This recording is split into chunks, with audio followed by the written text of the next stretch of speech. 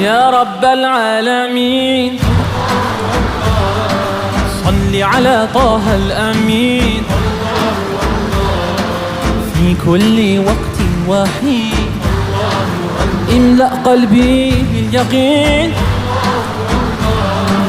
ثبتني على هذا الدين الله الله واغفر لي والمؤمنين